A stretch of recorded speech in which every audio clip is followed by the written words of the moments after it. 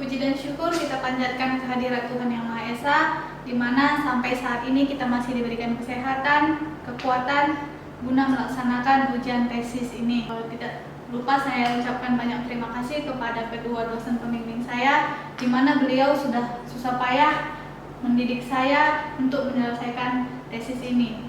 Begitu juga dengan kedua dosen penguji, saya mengucapkan banyak terima kasih sudah menyempatkan waktu dalam penyelesaian tesis ini. Metode analitik network proses dalam meningkatkan efektivitas media promosi studi kasus STMI Pelita Nusantara Medan. Adapun yang melatar belakangi saya mengangkat judul ini, di STMI Pelita Nusantara Medan itu sudah menggunakan media promosi dari tahun lalu.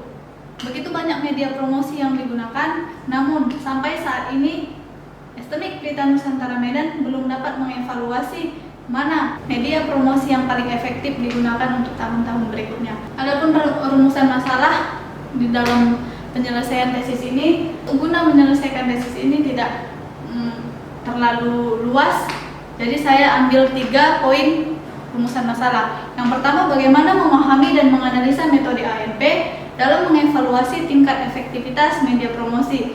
Yang kedua, bagaimana menguji software SuperDecision 2.10 dalam mengevaluasi tingkat efektivitas media promosi.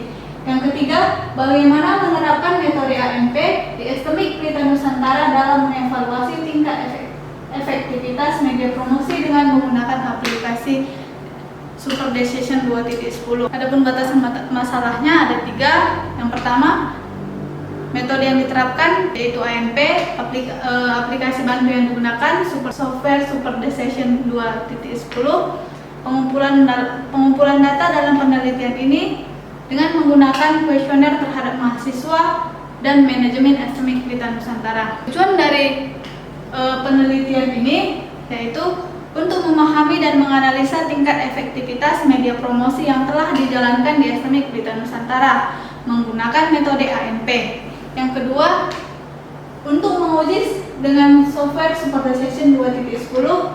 Yang ketiga, untuk menerapkan analisa tingkat efektivitas media promosi dengan menggunakan aplikasi SuperDecision 2.10. Adapun manfaatnya yaitu yang satu, penelitian ini dapat memberikan gambaran dan pemahaman dalam menentukan tingkat efektivitas media promosi dengan metode ANP.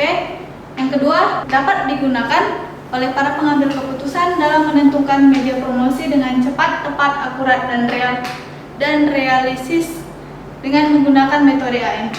Yang terakhir, hasilkan tingkat efektivitas media promosi dengan analisa ANP dan SuperDecision 2.10 untuk dapat diterapkan di STMI Pelita Nusantara Medan. ANP yang digunakan dalam analisa sistem keputusan multikriteria. Dalam ANP, masalah keputusan disusun ke dalam sebuah hierarki yang meliputi tujuan, kriteria keputusan, dan alternatif. Sementara ANP menyusun menjadi sebuah jejaring atau network. Kedua model keputusan tersebut menggunakan sistem perbandingan berpasangan. Untuk mengukur bobot atau weight, komponen struktur, adapun kerangka kerja penelitian yaitu yang pertama mengidentifikasi masalah, yang kedua menganalisa masalah, yang ketiga pengumpulan data, yang keempat menentukan kriteria, yang kelima itu ada menggunakan metode ANP, yang keenam itu aplikasi yang digunakan itu aplikasi bantu, yang terakhir pengujian hasil. Dalam pengujian analisa data dengan metode ANP, untuk meningkatkan efektivitas media promosi dibutuhkan data-data hasil kuesioner sebagai input dalam proses pengolahan data sehingga menghasilkan output atau keluaran yang berupa informasi yang akurat.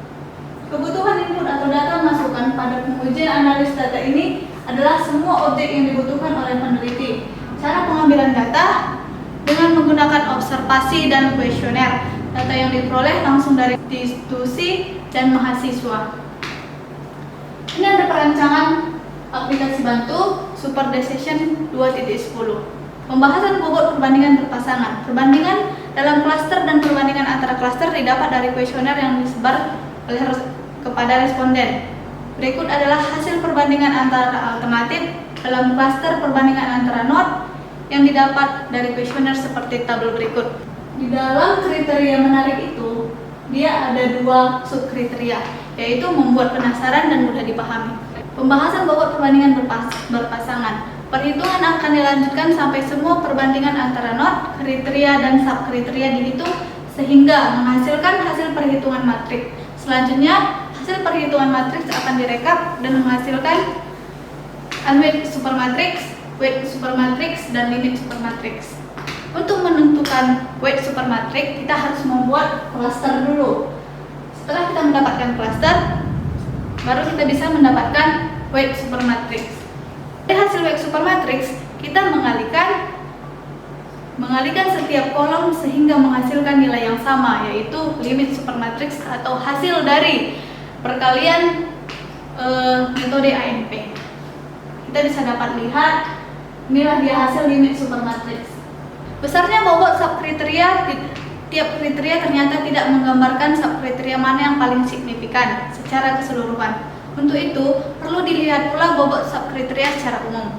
Setelah dihitung bobot prioritas dari setiap subkriteria, untuk selanjutnya menghitung bobot prioritas untuk setiap alternatif kepada subkriteria. Ada 5 media promosi yang dievaluasi tingkat efektivitasnya, yaitu brosur, media sosial, kunjungan ke sekolah, alumni, dan mahasiswa. Kelima media promosi tersebut merupakan media yang bisa digunakan oleh STEMIK Pelita Nusantara dalam promosi tiap tahunnya. Pada analisis ini, sama halnya dengan analisis matriks perbandingan kriteria dan subkriteria.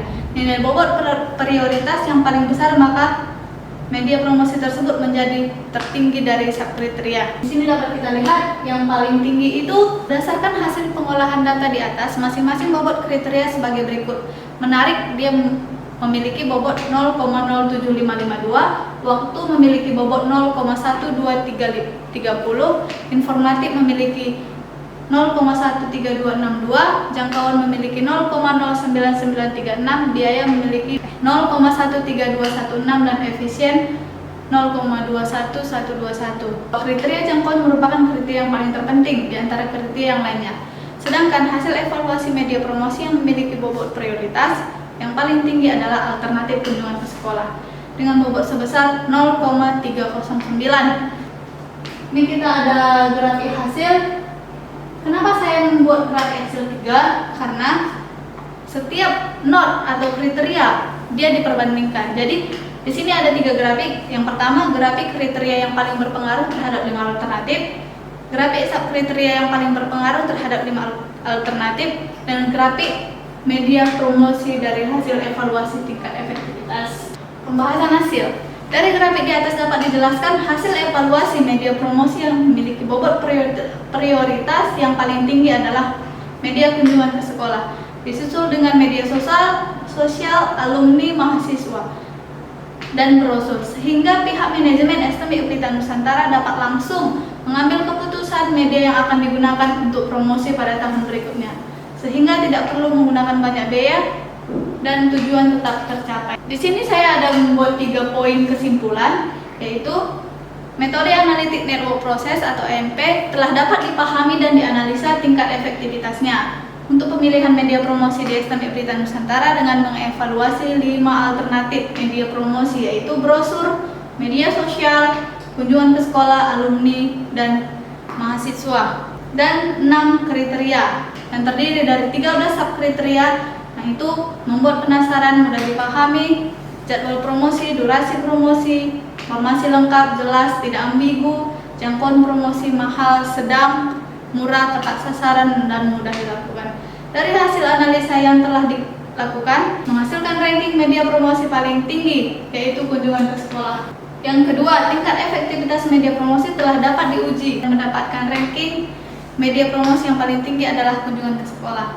Yang ketiga, memilih media promosi dengan metode analitik network process dengan pengolahan data kuesioner dan disebarkan pada pihak STEMIK Pelita Nusantara. Adapun saran, saya di sini membuat 2 saran. Yang pertama itu agar dapat dibandingkan hasilnya, perlu dilakukan penelitian lanjut meningkatkan efektivitas media promosi yang tepat digunakan setiap tahunnya dengan penggunaan metode lain. Yang kedua, penelitian yang akan melakukan penelitian selanjutnya disarankan untuk mencari dan membaca referensi yang lebih banyak lagi yang berhubungan dengan penelitian ini, sehingga hasil penelitian selanjutnya akan semakin baik serta dapat memperoleh ilmu pengetahuan yang baru. Sekian pemaparan dari saya ucapkan banyak terima kasih. Apabila ada kesalahan saya mohon maaf. Terima kasih.